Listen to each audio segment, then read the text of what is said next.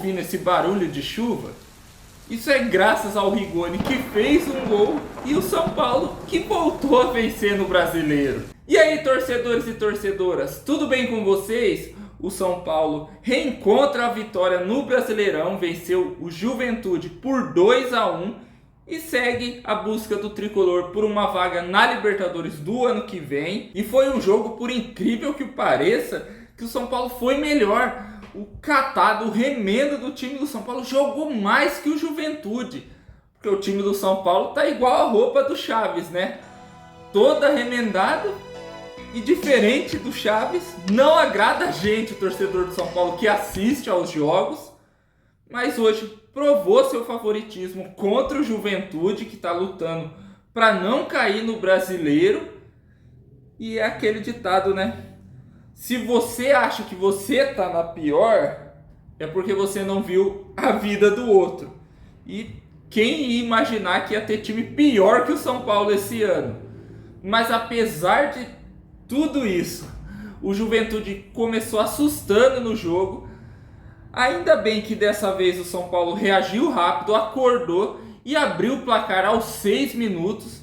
Numa jogada que começa com Bobadilha roubando a bola, que fica pro Ferreirinha, que cruza pro Luciano chutar não tão bem, só que a bola acaba sobrando pro próprio Bobadilha completar pro gol, abrindo o placar do jogo pro tricolor. E uma boa jogada do time do São Paulo, que teve movimentação, troca de passes rápidos, infiltração com o Bobadilha pisando na área, tendo superioridade numérica.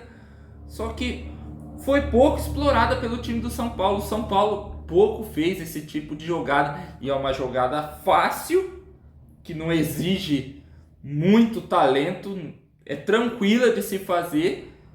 Só que a gente mal viu ela na temporada.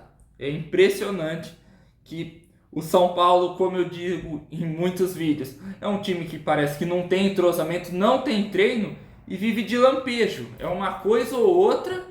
E hoje teve esse lampejo de uma boa jogada. Espero que tenha mais dela no final dessa temporada e na temporada que vem. E depois desse gol do Bobadilha, o jogo foi todo do São Paulo. Tava com o controle todo o tricolor, aproveitando muito, buscando, melhor dizendo, as jogadas pelos lados do campo com os alas. O Mike pela direita, que de novo jogou muito bem. Esse moleque tem muita qualidade, vai para cima, tem uma boa chegada no campo de ataque, marca muito bem, que é uma crítica que muitas vezes a gente faz de laterais que são muito ofensivos. Eles às vezes não têm tanta qualidade para defender, e o Mike parece ser muito equilibrado nessas duas funções. E na esquerda, com o Ferreirinha aparecendo muito bem na esquerda, driblando, indo para cima e buscando muito a bola esticada para o Tapia. Só que essa jogada com o Tapia não estava saindo legal, porque a bola estava saindo muito forte aquilo que vocês sabem, eu não preciso nem dizer, a falta de um meio armador. Menos mal que hoje a gente tinha um no banco, que era o Marcos Antônio, que entrou no segundo tempo, mas já já eu falo dele. Uma pena que o São Paulo estava sem esse armador no primeiro tempo, porque pelo volume de jogo, se tivesse um cara de qualidade no meio de campo para distribuir as jogadas, o São Paulo ia ter conseguido criar boas chances de gol, até ter feito mais gols no jogo. E quem agradeceria isso muito era o Tapia, que, como eu disse, estava recebendo só bola esticada para correr contra o zagueiro. Ali, com o meio armador, teria mais qualidade para o nosso centroavante finalizar para o gol. E o Tapia, que mais uma vez foi um jogador de muita vontade em campo, se doando, porque o que esse cara correu é brincadeira. Eu acho que ele só perde para o Mike e para o Ferreirinha na corrida de quilometragem, melhor dizendo. E teve um pênalti em cima dele que não foi marcado. Mas é aquilo, né? Contra o São Paulo é isso. Eu não vou reclamar, que eu já tô de saco cheio. Deixa para reclamar de arbitragem ano que vem, prejudicando o São Paulo. Enquanto o Juventude Depois que tomou o gol, se fechou na defesa, já que o São Paulo estava com o controle do jogo. Eles não se lançaram ao ataque para não tomar uma goleada na Vila e só voltaram a levar perigo no finalzinho do primeiro tempo, mas ainda assim levaram muito perigo. Ainda bem que a zaga do São Paulo, apesar de alguns vacilos não tão graves, conseguiu afastar o perigo. E quando não conseguiu, o Rafael estava lá para salvar a gente. Só que ainda deu tempo de mais um jogador do São Paulo se machucar. Você não ouviu errado. O Ferreirinha dessa vez foi o infeliz a se machucar. Sentiu uma lesão muscular e é mais um para o time do departamento médico do São Paulo, o Super DM, que é uma piada. Depois a gente reclama do SUS, mas o departamento médico do São Paulo consegue ser pior. No segundo tempo, o Juventude foi pro tudo ou nada, porque esse resultado estava rebaixando eles, então partiram para o ataque, pressionando o São Paulo, que jogava no campo de defesa, afastando o perigo e tendo mais uma vez o Rafael salvando o time e respondendo aos ataques do Juventude no contra-ataque, sempre explorando muito o Luca, que entrou no lugar do Ferreirinha. E esse moleque jogou muita bola, driblador, vai pra cima, tem repertório de drible, tanto que olha o drible que ele deu, que ele passou no meio de dois jogadores do Juventude. Irmão do céu, papai, aonde vocês foram? Vai sobrar pra ele, Luca. Em peteca, são dois na marcação contra ele. Escapou, espetacular o lance dele!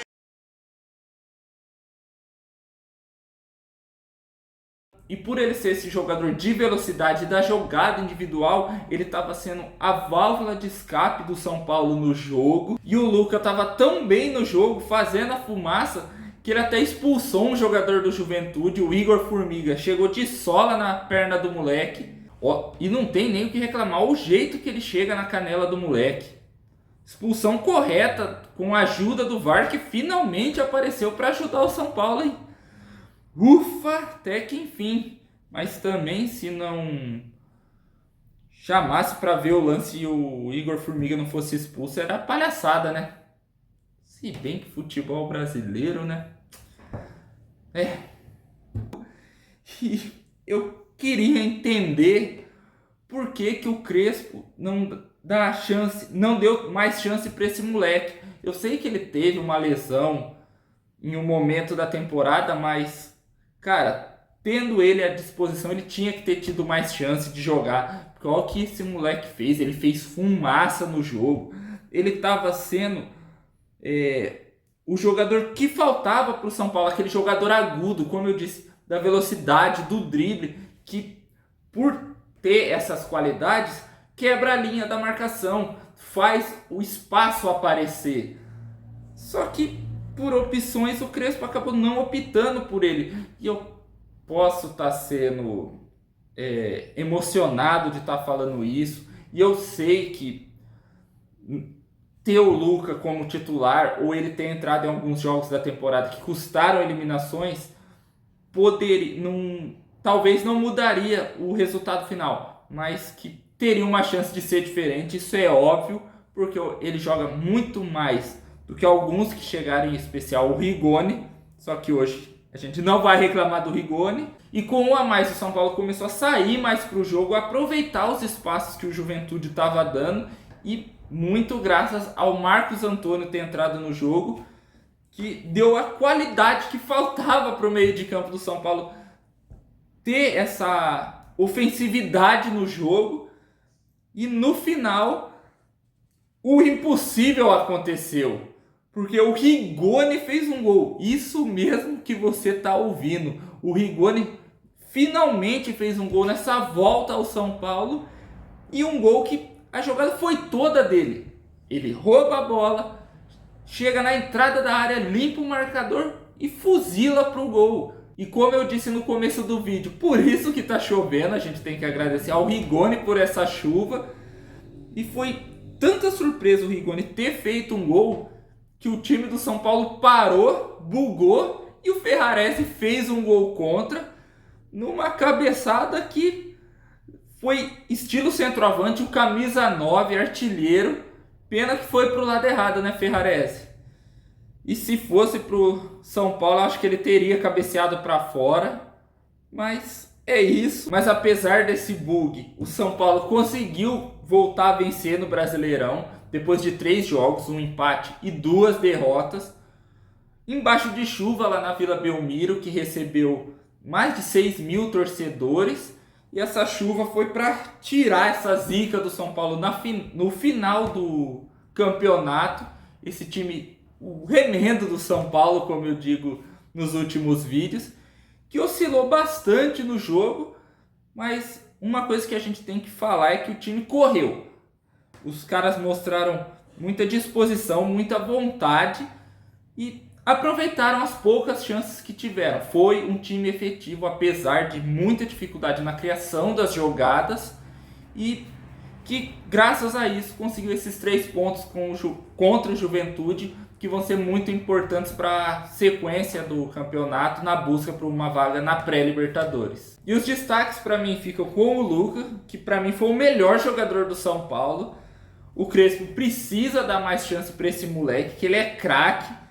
E torcer para que essa diretoria amadora, o Boca de Farofa e o Júlio Casares, o cara do momento que imita o Silvio Santos, não vendam ele por um Big Mac.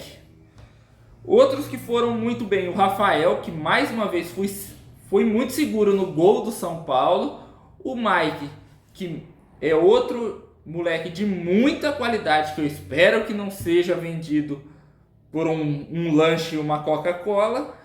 Jogou muito bem, dando a profundidade no lado direito, indo para cima.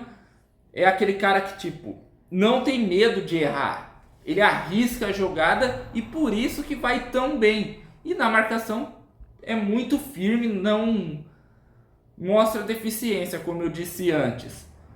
O Marcos Antônio mostrou de novo aquela qualidade para ser o armador do São Paulo. Quando entrou no segundo tempo, foi aí que o São Paulo finalmente conseguiu ter a qualidade para dar trabalho para a defesa do Juventude, porque antes estava tendo muita dificuldade. O Tapia, que mostrou muita raça, muita vontade, mais uma vez, correu muito no jogo. E o Bobadilla, que jogou muito bem no primeiro tempo. No segundo foi um pouco mais discreto, porque o São Paulo adotou uma postura mais defensiva até.